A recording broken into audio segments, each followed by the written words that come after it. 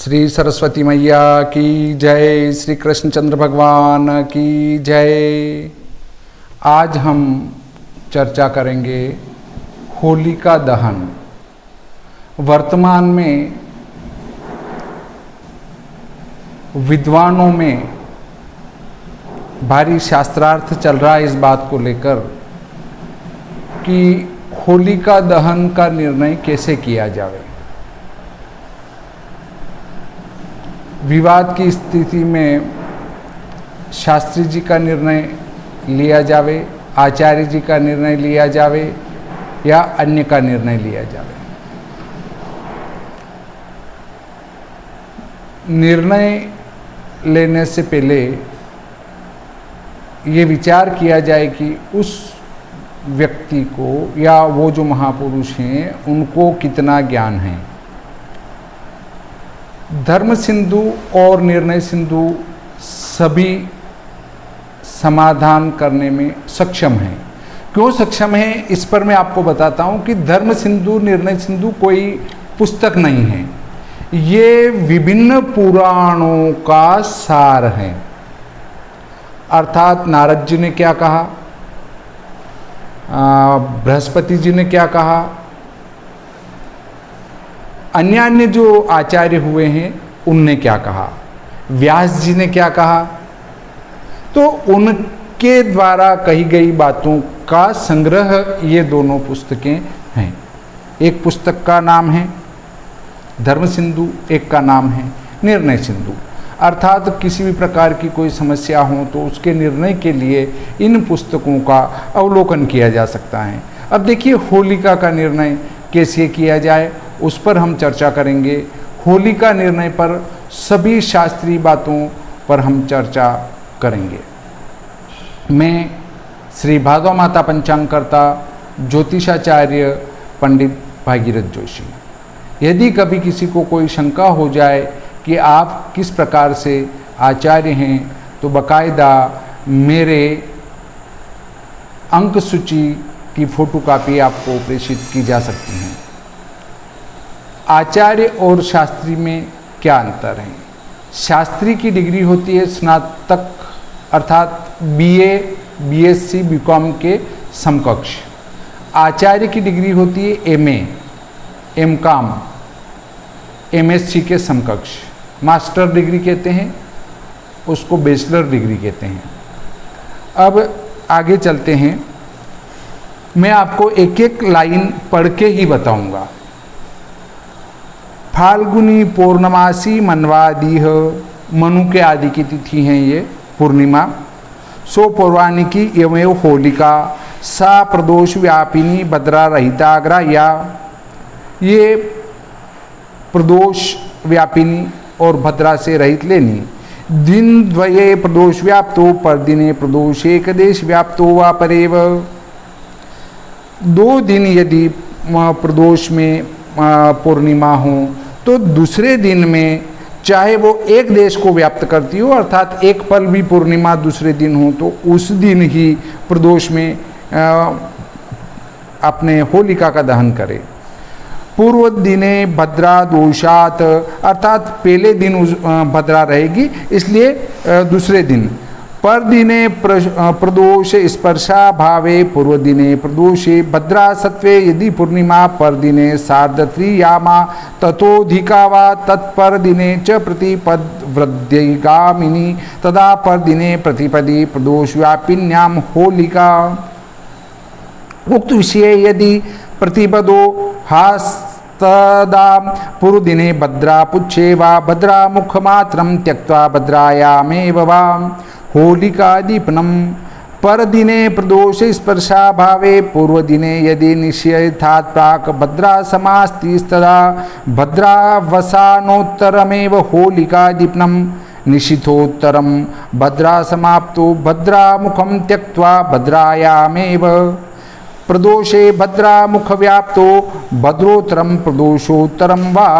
दिनद्वयेपि पूर्णिमाया प्रदोष स्पर्शा भावे पूर्वदिन एव भद्रा पुच्छे तदलाभे भद्रायामेव प्रदोषोत्तरमेव होलिका रात्रो पूर्वार्ध भद्राया ह्या ग्राह्यत्वोक्तेः न तु पूर्वप्रदोषादो चतुर्दश्यां न वा परत्र सायान्नादो दिवा होलिका दीपनम तु सर्वग्रंथ विरुद्धम इदम होलिका पूजनम श्रवणा कर्मादिवद्भुक्त्वापि कुर्वन्ति युक्तं चेतत् केचिद्दोलिका पूर्वजनं कृत्वा भुञ्जते तेषां भोजनस्य पूजनस्य वा न नियमेन शास्त्रविहितकाललाभः इदं चंद्रग्रहण सत्वे वेद मध्येपि कार्यं ग्रस्तोदये परदिने प्रदोषे पूर्णिमा सत्वे ग्रहण मध्य एव कार्यम् अन्यथा पूर्वदिने भद्रा मुखपुच्छलक्षणं पूर्णिमायां भद्रायास्तृतीय पादान्ते घटित्रयं पुच्छं चतुर्थपादाद्य घटी पंचकं मुखं तथा च मध्यममानेन षष्ठी घटीमिति अमितायां पूर्णिमायां पूर्णिमा प्रवृत्त्युत्तरं सार्धेकोनविंशति घटिकोत्तरं घटित्रयं पुच्छं सार्धद्वाविंशति घटिकोत्तरं घटिपंचकं मुखं तिथेश्चतुष्षष्टि घटिमित्वे पूर्णिमाया एकविंशति घटिकोत्तरं पुच्छं चतुर्विंशति घटिकोत्तरं मुखम एवं तिथेर्मानांतरे प्यूह्यम अथ पूजा विधि। अब जो है इसमें पूजा विधि आ जाती है, हमें उस पूजा विधि से कोई लेना देना नहीं है। हम अब इसके पूरे अर्थ पर बात करते हैं। फाल्गुनी पूर्णिमा मनवादी कहती है, अर्थात मनु के आदि की तिथि है ये। वह पूर्वान्न व्यापिनी ग्रहण करनी, अर्थात पूर्वान्न में हो वो इसके लिए ग्रहण की जाती है। इसी को होलिका कहते हैं। वह प्रदोष व्यापिनी और भद्रा से रहित ग्रहण करनी, अर्थात इसका जो मुख्य काल है वो प्रदोष काल है। दोनों दिन प्रदोष व्यापिनी होए वा पर दिने में प्रदोष के एक देश में हो तो परली लेनी, बाद वाली लेनी, क्योंकि पहले दिन भद्रा का दोष है और दूसरे दिन पूर्णिमा प्रदोष व्यापिनी न होए और पहले दिन प्रदोष के समय भद्रा हों तो जो दूसरे दिन पूर्णिमा 3.5 प्रहर हों वह उतने से भी अधिक हों और उससे परे प्रतिपदा बढ़ गई हों तो पहले दिन प्रदोष व्यापिनी प्रतिपदा में ही होलिका करनी, और जो पूर्व कहे विषय में प्रतिपदा घट गई हों तो भद्रा की पुच्छवा भद्रा के मुख को छोड़कर वह भद्रा में ही होलिका दाह करे। और जो परले दिन प्रदोष व्यापिनी पूर्णिमा न हो और पहले दिन अर्धरात्रि से पूर्व ही भद्रा की समाप्ति हो जाए तब तो भद्रा के अंत में ही होलिका दाह करना। और जो अर्धरात्र से पीछे भद्रा की समाप्ति होए तो भद्रा के मुख को त्याग कर वह भद्रा में ही होलिका दीपन करना। और जो प्रदोष के समय भद्रा का मुख हो तो होली दीपन भद्रा से पीछे वह प्रदोष के अंत में करे। जो दोनों दिन पूर्णिमा प्रदोष के समय न होए और पहले दिन भद्रा होए तो पहले दिन ही भद्रा की पुच्छ में जो वह न मिले तो भद्रा में ही प्रदोष के अंत में होलिका का दाह करे, क्योंकि रात्रि में पूर्वार्ध भद्रा का ग्रहण शास्त्र से सिद्ध है, परंतु चतुर्दशी के प्रदोष में वह परले दिन सायाह्न आदि में न करे। दिन में होलिका का दाह सर्वशास्त्र से विरुद्ध है, अर्थात किसी में नहीं लिखा है। ये जो है हमारा धर्म सिंधुकार का मत है।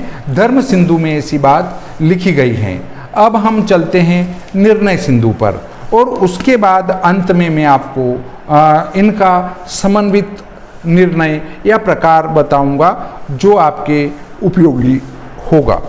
होलिका निर्णय फाल्गुन पौर्णमासी होलिका सा च सायन व्यापिनी ग्राह्या सायान्ने होलिकां कुर्यात् पूर्वान्ने क्रीडनं गवाम इति वचनादिति निर्णयामृते उक्तम। ये निर्णयामृत का निर्णय है। भद्रायाम होलिका निषेध ज्योतिर्निबंधेतु प्रतिपद भद्रासु यार्चिता होलिका दिवाम संवत्सरं च तद्राष्ट्रं पुरं दद्यति सा द्रुतं प्रदोष व्यापिनी ग्राह्या पौर्णिमा फाल्गुनी सदा तस्यां भद्रामुखं त्यक्त्वा पूज्या होला निशामुखे इति नारदवचनात् प्रदोष व्यापिनी इत्युक्तं हेमाद्रो मदन रत्ने च भविष्ये। हेमाद्री मदन रत्न भविष्य में लिखा है, भविष्य पुराण में। अस्याम निशागमे पार्थ संरक्षा शिष्यवो ग्रहे गोमयेनोपलिप्ते च चतुष्के ग्रहाणांगे इत्यादिना तत्रैव तद्विधानांच तेनेयं पूर्वविद्या श्रावणी दुर्गा नवमी दुर्वा चेहुताशनी पूर्वविद्येव कर्तव्या शिवरात्रिर्बलेर्दिनम् इति बृहद्यम ब्रह्मवैवर्तोक्तेश्च दिनद्वये प्रदोष व्याप्तो परेव पूर्वदिने भद्रा सत्त्वा तत्र च होलिका निषेधात् तदुक्तं निर्णयामृते मदन रत्ने च पुराण समुच्चये निर्णयामृत मदन रत्न पुराण समुच्चय में लिखा है भद्रायाम दीपिता होली राष्ट्रभंगम करोति वे नगरस्य च नेवेष्टा तस्मात् तां परिवर्जयेत तथा भद्रायाम द्वेन कर्तव्यो श्रावणी फाल्गुनी तथा श्रावणी नपति हंति ग्रामं दहति फाल्गुनी तथा दिना धर्मात् पर तोपि स्यात् फाल्गुनी पूर्णिमा यदि रात्रो भद्रा अवसाने तो होलिका दीप्ये तदा इति यदा तु पूर्वदिने चतुर्दशी दोषव्यापिनी परदिने च क्षय वशात् सायान्नात् प्रागेव पूर्णिमा समाप्यते तदा पूर्वदिन संपूर्ण रात्रो भद्रा सत्त्वा तत्र च तन्निषेधात् पर अहन्नि प्रतिपद्येव कुर्यात् सार्धयामत्रयं वा स्याद्वितीय दिवसे यदा प्रतिपद्वर्धमाना तु तदा सा होलिका स्मृता इति भविष्यवचनादिति निर्णयामृतकारः मदन रत्नाप्येनेव यत्तु वन्नो वन्नी परित्यजेत इति भविष्ये वन्नो होलिकायां वन्नी प्रतिपदं वर्जयेदित्यर्थः तदुक्तं भिन्न विषयमिति तत्रैवोक्तम् अन्ये तु तस्यां भद्रामुखं त्यक्त्वेत्यर्थः प्रदोषव्यापिनी चेत् स्याद्यदा पूर्वदिने तदा भद्रामुखं वर्जयित्वा होलिकाया प्रदीपनम् इति नारदवचनात् निशागमे प्रपूज्ये होलिका सर्वदा बुधे न दीवा पूज्ये डुंडा पूजिता दुःखदा भवेत् इति दिवोदासीये वचनात् यामत्र योर्ध्वयुक्ता चेत् प्रतिपत्तु भवेत्तिथिः भद्रामुखं परित्यज्य कार्या होली मनीषिभिः इति विद्या विनोदे अभिधानाच्च भद्रामुखं विहाय पूर्वदिन एव कार्येत्याहुः भद्रामुख निर्णय भद्रामुखम तु नाड्यस्तु पंचवदनम कस्तथेका इति रत्नमालोक्तं गेयं शिष्टाचारोप्येवमेव तत्र ग्रहण निर्णय तत्र चेच्चन्द्रग्रहणं तदा तवोर्वाङ्गीषि भद्रावर्जं पौर्णमास्यां होलिकादीपनम् अथ परे अन्निग्रस्तो दयस्तदा पूर्वदिने भद्रावर्जं रात्रौ चतुर्थयामे विष्टिपुच्छे वा होलिका कार्या ग्रहोत्तरं प्रतिपत्सत्वात् पूर्वं च दिवा होला निषेधादिति दिवोदास चंद्रप्रकाशो वस्तुतस्तु परदिने प्रदोषे पौर्णमासी सत्वे कर्मकाल स्पर्शे चतुर्थयामादि गुणकाल ग्रहणे मानाभावाद्भद्राभावाच्च ग्रहणकाल एव होला कार्या न च सर्वेषामेव वर्णानां सूतकं राहुदर्शने स्नात्वा कर्माणि कुर्वीत श्रुतमन्नं विवर्जयेत इति निषेधात् कथं सूतके होलेति वाच्यं तस्योत्तरार्धशेषत्वात् पूजामत्रस्तु असृक्पाभय संस्त्रेह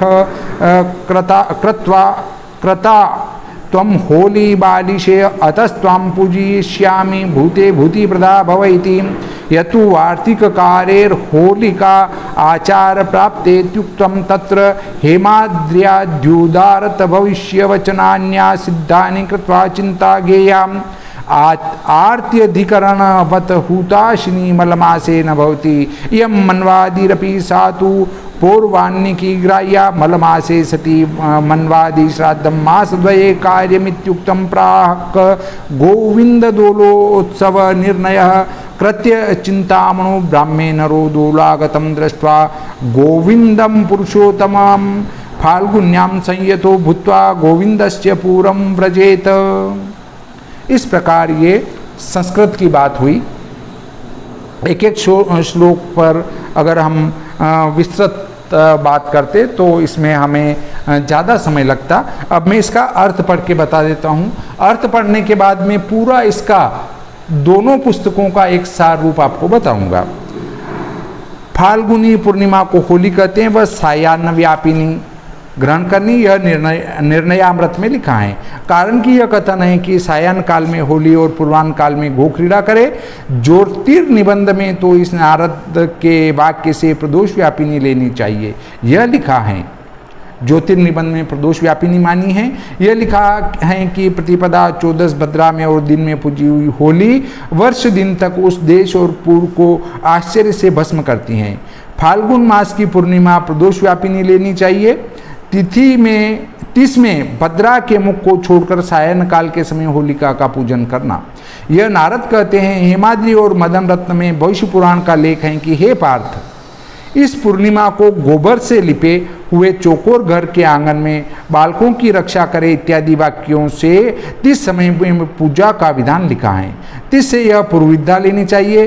बृहद्यम और ब्रह्मवर्त पुराण में भी लिखा है कि श्रावणी, दुर्गा नवमी, दुर्वाष्टमी, होली, शिवरात्रि, बलि का दिन यह पूर्वविद्या ही करनी।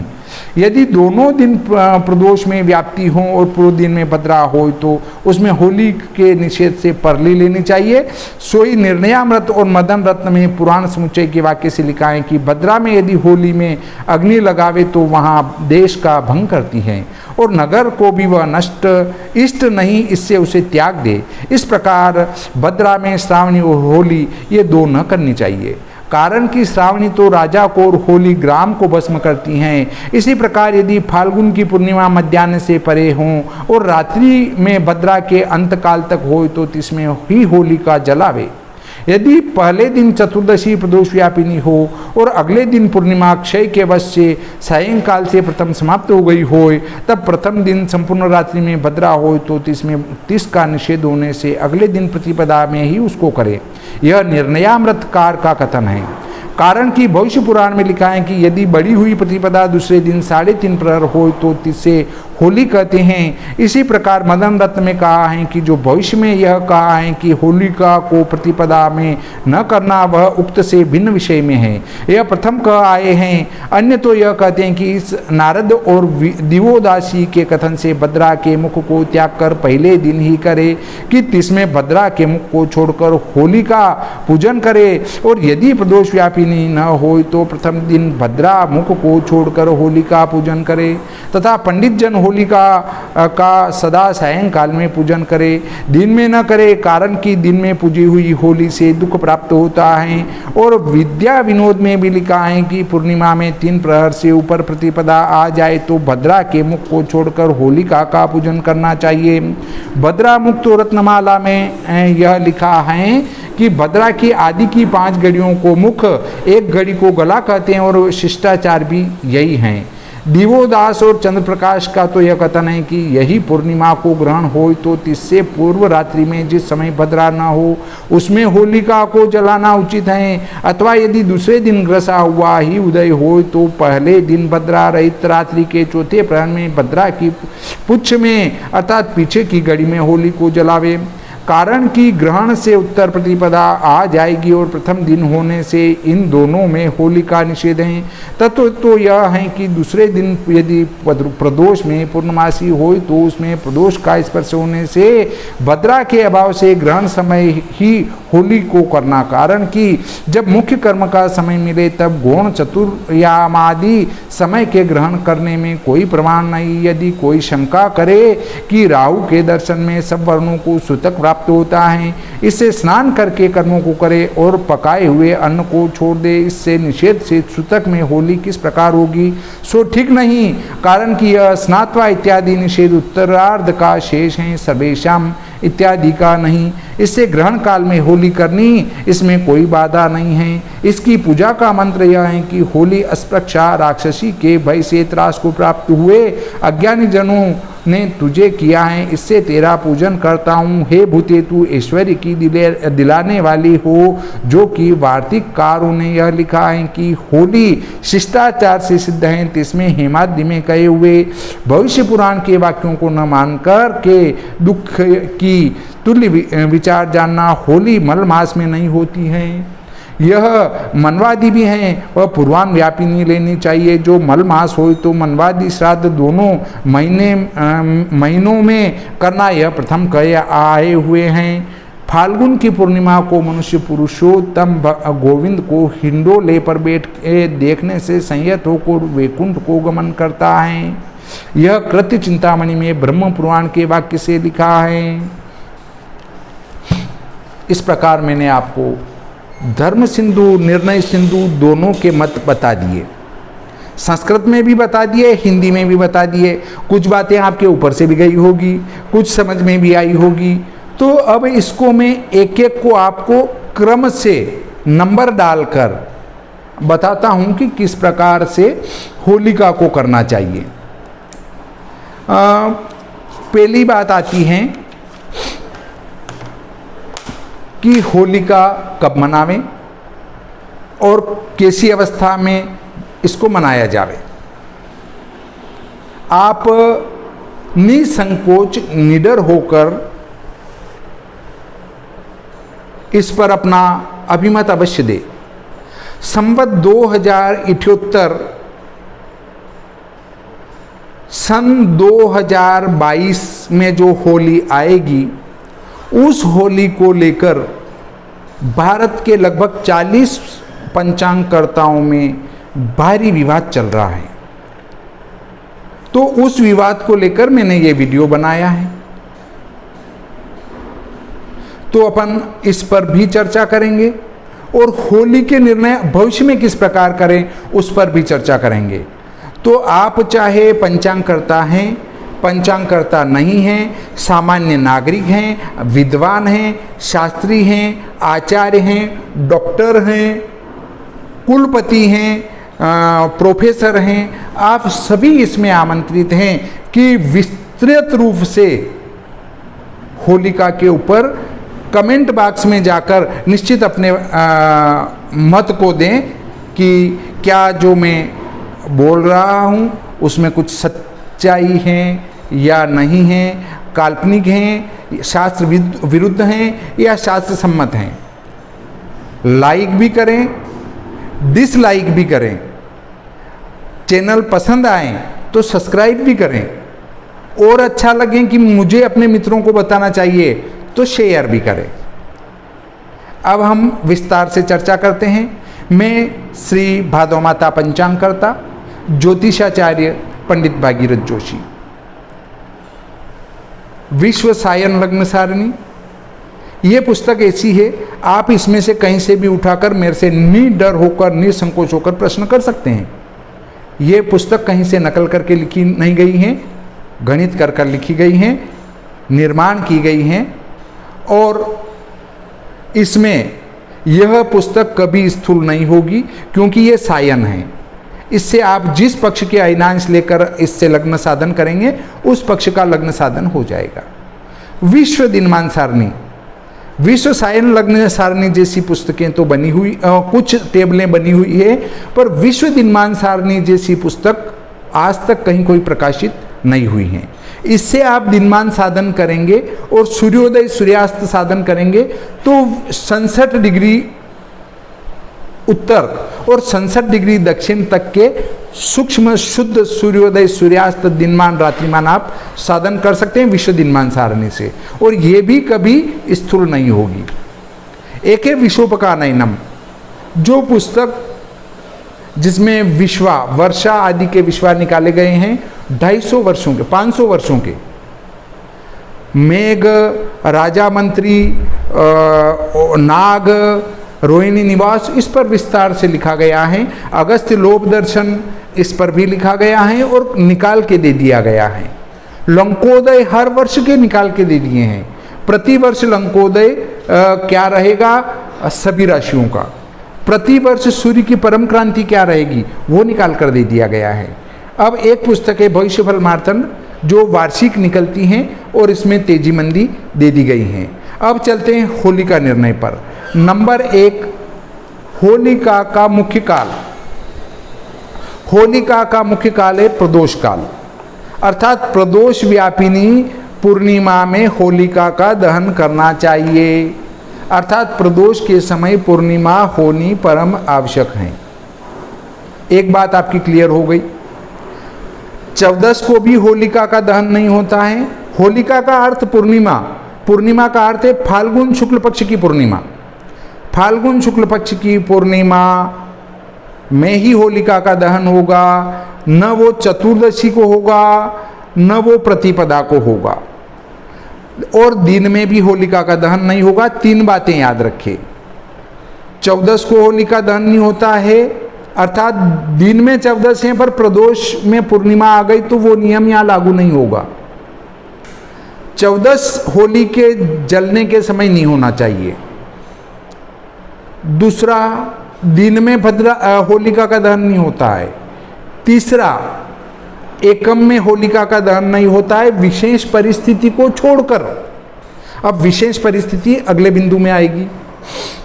प्रदोष व्यापिनी पूर्णिमा में ही होलिका का दहन करे, ये बात क्लियर हो गई।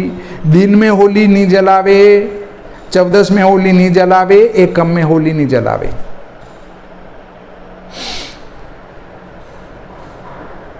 होलिका का मुख्य काल है प्रदोष काल, ठीक। प्रदोष में होलिका है, अर्थात पूर्णिमा है, तो होलिका दहन प्रदोष में करे। नंबर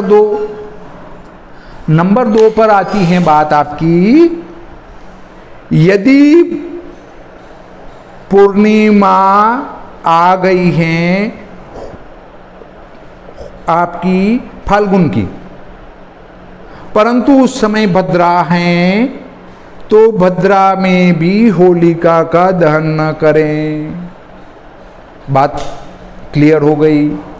अब देखें कि पूर्णिमा प्रदोष में है और वहाँ भद्रा है, तो अगले दिन को देखें कि क्या अगले दिन भी पूर्णिमा है।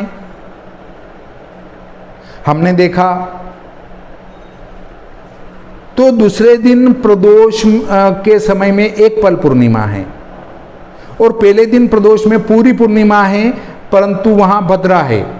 तो आप पहले दिन को छोड़कर दूसरे दिन में, चाहे वो एक पल प्रदोष में पूर्णिमा है, बाद में एकम आ गई है, तो भी कोई दोष नहीं। दूसरे दिन प्रदोष में होलिका का दहन करें, चाहे वहाँ एकम आ गई है, उसका दोष नहीं है। एक पल भी प्रदोष में अगर आपकी पूर्णिमा है दूसरे दिन और पहले दिन भद्रा है, तो दूसरे दिन ही होलिका का दहन होगा। 2 बिंदु क्लियर हो गए। अब तीसरा बिंदु बताता हूं मैं। तीसरा बिंदु ये आता है कि पहले दिन भद्रा है और दूसरे दिन प्रदोष में पूर्णिमा नहीं है, परंतु दिन में 3.5 प्रहर से अधिक पूर्णिमा है। दूसरे दिन 3.5 प्रहर से अधिक पूर्णिमा है और एकम की घटियां, मान लो पूर्णिमा का जो पूरा मान है वो 61 घटी है और एकम का मान है वो 61 घटी 1 पल है, तो दूसरे दिन पूर्णिमा चाहे प्रदोष में नहीं है, प्रदोष के पहले ही पूर्णिमा समाप्त हो रही है, तो भी प्रदोष वेला में एकम आ गई है, तो भी दूसरे दिन ही होलिका का दहन करेंगे। बात क्लियर है। अगला बिंदु आता है चौथा। पहले दिन प्रदोष में पूर्णिमा है, दूसरे दिन प्रदोष में पूर्णिमा नहीं है, परंतु पूर्णिमा दूसरे दिन 3.5 प्रहर से अधिक है, दिन में 3.5 प्रहर से अधिक है, और पूर्णिमा का मान 61 घटी है और दूसरे दिन एकम का मान दूसरे दिन तीसरे दिन मान लो, एकम का मान 61 घटी पूरा है या 61 घटी से कम है एकम का मान, पूरा मान, तो वो नियम 3.5 प्रहर अधिक पूर्णिमा वाला नहीं लगते हुए पहले दिन भद्रा में ही होलिका का दहन करेंगे। बात क्लियर हो गई। अब आते हैं वापस 5वें नियम पर। 5वां नियम ये कहता है कि भद्रा में होलिका का दहन नहीं किया जा सकता है। अब भद्रा को देखो आप, अगर भद्रा निशित के बाद अर्धरात्रि के बाद तक हैं या नहीं है, यदि भद्रा अर्धरात्रि के पहले समाप्त हो रही हैं तो जब भद्रा समाप्त हो रही हैं तब होलिका का दहन करें, अर्धरात्रि के पहले और भद्रा समाप्ति के बाद, यहां कोई शंका नहीं रही। अब 6ठा नियम आता है कि यदि भद्रा निशित तक हैं, अर्थात निशित के बाद समाप्त हो रही हैं, क्लियर बात हो गई, निशित के बाद भद्रा समाप्त हो रही हैं और प्रदोष में भी भद्रा हैं, तो ऐसी स्थिति में पूछ वाली घटी में होलिका का दहन करें, परंतु प्रदोष में यदि भद्रा का मुख आता हो तो प्रदोष में भद्रा का मुख आ रहा है तो भद्रा की पुच्छ वाली घटी में होलिका का दहन करें। अगला नंबर 7वां, भद्रा प्रदोष में भी हैं और अर्धरात्रि के बाद तक भद्रा हैं, परंतु प्रदोष काल में भद्रा का मुख नहीं आ रहा है, तो चाहे पूछ मिल रही हैं अर्धरात्रि के पहले तो भी पूछ की घटियों में होलिका का दहन नहीं करेंगे, केवल भद्रा का मुंह छोड़ना है होलिका दहन में। परंतु मुंह भी उस स्थिति में ही छोड़ना, अन्य अंग को भी उसी स्थिति में छोड़ना है जब भद्रा मध्य रात्रि के पहले समाप्त हो जाए, तो उसके सारे अंगों को छोड़कर भी वहां भद्रा समाप्ति के बाद होलिका का दहन करें। यदि भद्रा का मुख प्रदोष काल में हो तो भद्रा की पूंछ में होलिका का दहन करें, परंतु यदि प्रदोष काल में भद्रा का मुख नहीं है तो भद्रा की पूंछ को छोड़कर भी होलिका का दहन प्रदोष काल में ही होगा। अब आप कहेंगे क्यों होगा? क्यों होगा कि होलिका के दहन का मुख्य काल प्रदोष है, उसके भद्रा का मुख ही वर्जित किया जाता है, भद्रा के अन्य अंगों को वर्जित नहीं किया जाता है विशेष परिस्थितियों में। अब एक श्लोक आता है, भद्रा पुच्छे जयावह, अर्थात भद्रा की पूछ में कार्य करने से विजय की प्राप्ति होती है। तो ये उन स्थानों पर प्रयुक्त होगा जहां पर आप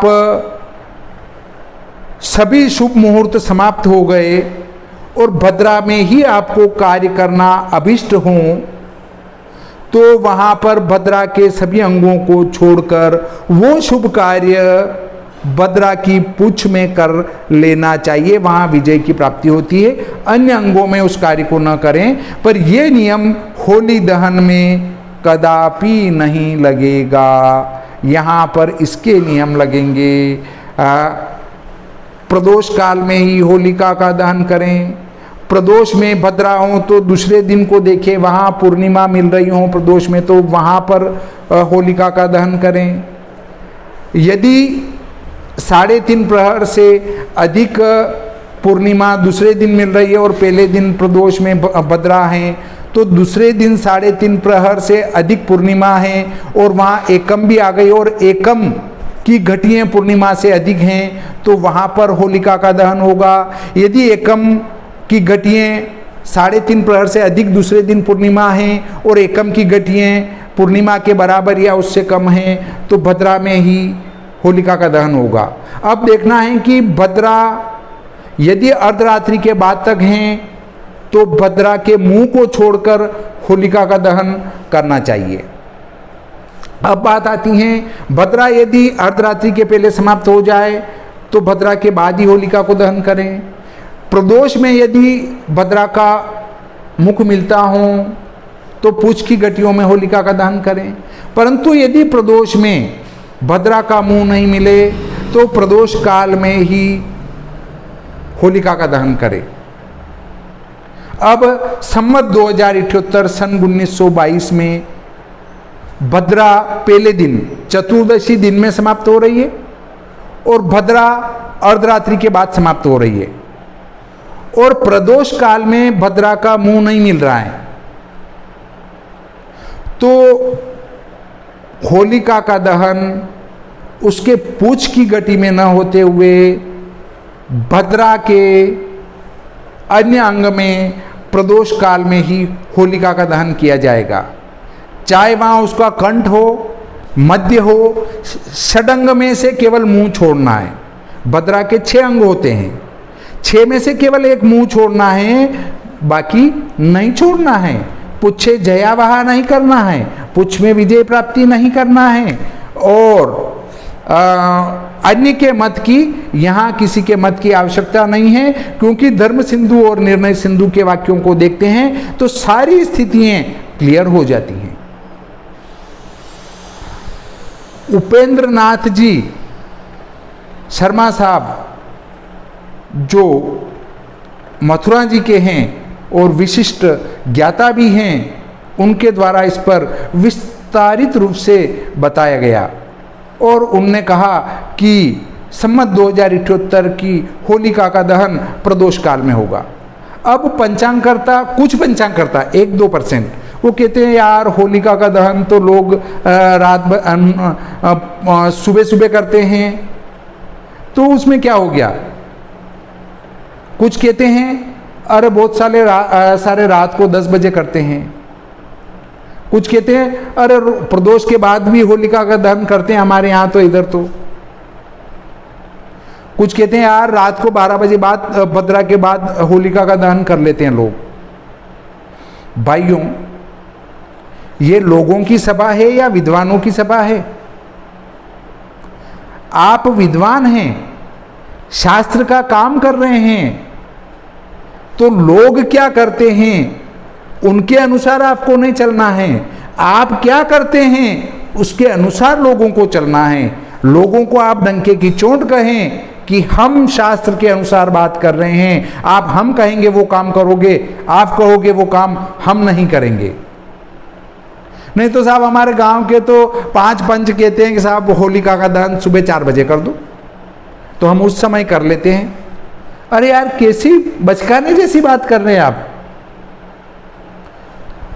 आप वो 5 पंच कहेंगे वो काम करेंगे कि शास्त्र के अनुसार काम करेंगे? अगर आपको ऐसा ही करना है तो फिर 5 पंचों से बात करो कि साहब पंचांग में कब लिखे हम, पंचांग में जन्माष्टमी कब लिखे हम, होलिका का दहन कब लिखे हम और रक्षाबंधन कब लिखे हम। वो 5 पंच कहे वैसा कर लो और उनसे बोलो कि साहब आपके घर हवन करवाने आए हैं, श्लोक आदि आप बोलो, हम आहुति लगाएंगे, क्योंकि आप निर्णय करता आप हो, विद्वान आप हो, हम तो अंगूठा टेके, आप जो कहते हो वो हम करते हैं। आप श्लोक बोलो, हम आपके घर आहुति लगाते हैं। देखो स्वाहा, हम स्वाहा बोलेंगे, आप निर्णय करेंगे हवन कुंड कैसा बनेगा, कहाँ बनेगा, क्यों बनेगा, मूर्ति की प्रतिष्ठा कैसे होगी, कहाँ होगी, क्यों होगी, और मुहूर्त भी आप भी निकाल के दो। ऐसी बातें ना करते हुए जो शास्त्रों में लिखा है उसके अनुसार बात करें। कोई कुछ भी कहेगा वो बात स्वीकार नहीं करेंगे, जो शास्त्र कहेगा वो बात स्वीकार करेंगे। नहीं तो इस पर विस्तारित रूप से आप कमेंट करें और निडर होकर लिखें। न तो मैं नाराज होऊंगा, न आप नाराज होंगे, पर शास्त्र सम्मत बात करें। पड़ोसी क्या कह रहा है, गांव के क्या कह रहे हैं, पंच क्या कह रहे हैं, पटेल क्या कह रहे हैं, ठाकुर साहब क्या कह रहे हैं, और हमारे गांव के विद्वानों की मंडली क्या कह रही हैं, हमारे मंदिर की विद्वत परिषद क्या कह रही हैं। हमारे यहाँ तो विद्वानों ने ये निर्णय लिया है, हमारे विश्वविद्यालय के विद्वानों ने ये निर्णय लिया है, उस पर चर्चा नहीं करेंगे। हम चर्चा करेंगे तो शास्त्र के मत को लेकर करेंगे कि शास्त्र में ये लिखा है और इसका निर्णय ये होता है और मैं इसका ये जवाब दे रहा हूँ, तो वहाँ बात होगी। कोई कुछ भी उठा के कह दे उसको नहीं माने, और निडर होके आप ये नहीं सोचे कि मेरे दिमाग में कुछ आएगा।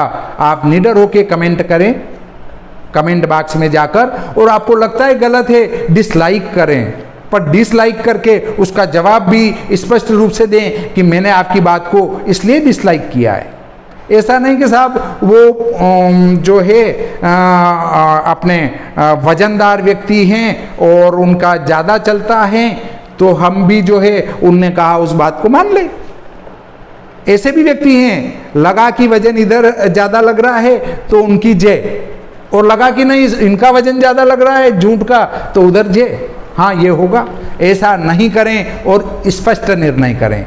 इस प्रकार आज का ये प्रकरण संपूर्ण होता है। श्री सरस्वती मैया की जय, श्री कृष्णचंद्र भगवान की जय।